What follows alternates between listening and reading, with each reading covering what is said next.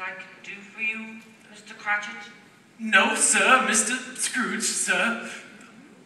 Only it's very cold, sir, and I thought maybe a little fire might make us work better, sir. Mr. Cratchit, I'm deeply moved by your desire to increase our productivity.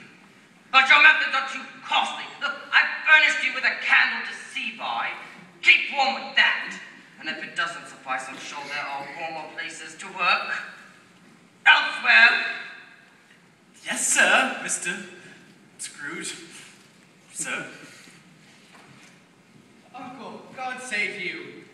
Ah, Merry Christmas. humbug. Christmas? A humbug, Uncle? You don't mean that, I'm sure. I do.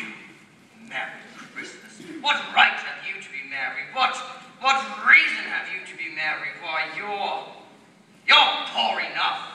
Come then. What right have you to be dismal? What reason have you to be morose?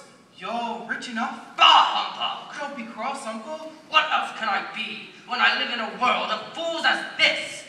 Merry Christmas. What's Christmas time to you but a time for finding yourself a year older, but not an hour richer, and a time for paying bills with no money? If I could work my will, every idiot that goes about with a Merry Christmas on his lips would be boiled with his own pudding and buried with a stake of holly in his heart. Well, he should. Uncle? Nephew, keep Christmas in your way, and let me keep it in mine. Keep it, but you don't keep it. Let me leave it alone, then. Much good it may do you. Much good it has ever done you.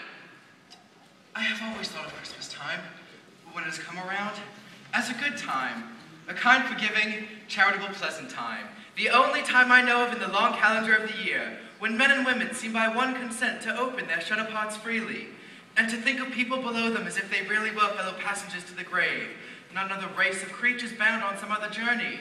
And therefore, Uncle, though it has never put a scrap of gold or silver in my pocket, I believe it has done me good and will do me good. And I say, God bless it. Hear, hear. Let me hear another word from you, and you'll fight Christmas by losing your situation.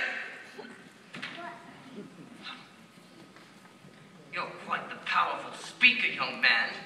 I wonder you don't go into Parliament. Don't be angry, Uncle. Come, dine with me and my wife tomorrow. No, thank you. But why? Why? Why did you get married? Because I fell in love.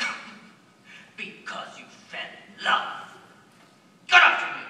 Nay, Uncle, but you never came to see me before that happened. Why give it as a reason for not coming now? Good afternoon. I want nothing from you. I ask nothing of you. Why can't we be friends? Good afternoon. I'm sorry, with all my heart, to find you so resolute. We've never had a quarrel to which I've been a party, and I've tried to entreat you in the homage of Christmas itself, and I'll keep my Christmas humor to the last. So, a Merry Christmas. Good afternoon. And a Happy New Year. Merry Christmas, Bob Cratchit, to you and your dear family. Thank you, sir. And to you and your wife.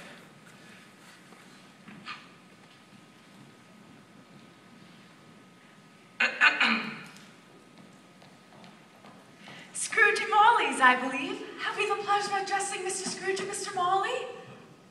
Mr. Marley. Mr. Marley's been dead these 7 years. He died 7 years ago, this very night. We have no doubt his liberality is well represented by his surviving partner.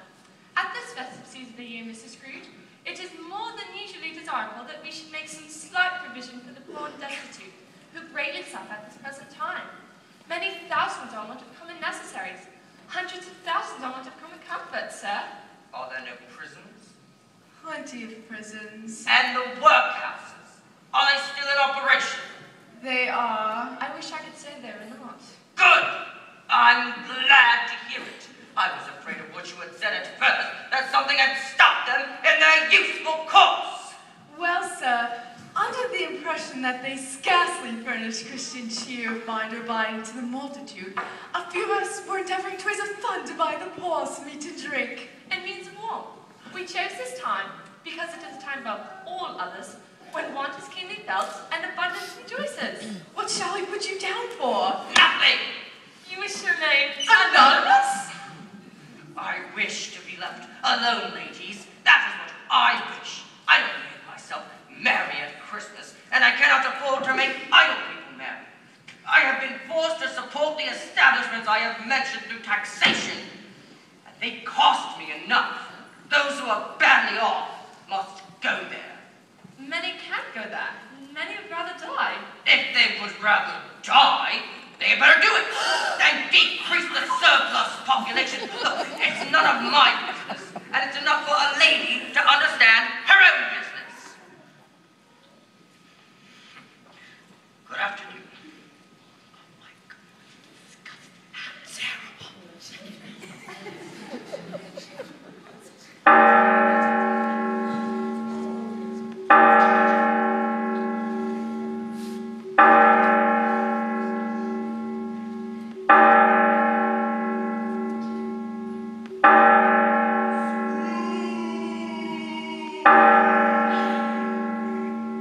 What is it? It's 7 o'clock, sir. Oh, yes. Time to go collecting. Do you have the overdue accounts? Sir.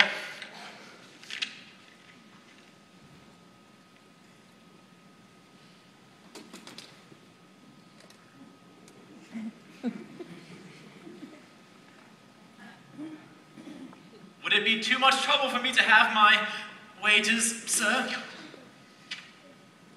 You want all day tomorrow, I suppose? It's quite convenient, sir. It's not convenient, sir. And it's not fair, sir. If I was to stop you half a crown, you'd think yourself ill-used. But you don't think me ill-used when I pay you a day's wages for no work. It's only once a year, sir. Yes, well, it's a poor excuse for picking a man's pocket every 25th day of December. How did this monstrously unfair practice even begin? Mr. Marley, sir. What's that? Mr. Marley allowed me Christmas Day off that first year.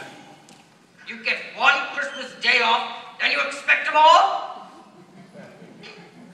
Very well. Have the whole day, but be here all the earlier the next morning. I will, sir. Thank you, sir.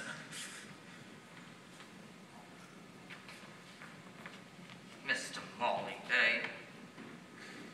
You must have caught him at a very weak moment. Jacob was not well known for his generosity. No, indeed. God rest his soul, sir. I am often reminded of him at this time of year. Well, twice actually today. I looked up to see him standing by your side. Only to find it was your candle, casting shadows. Candle casting shadows. Yes. Well, anyway, good night, sir. And a Merry Christmas. Lunatic. 15 shillings a week. A wife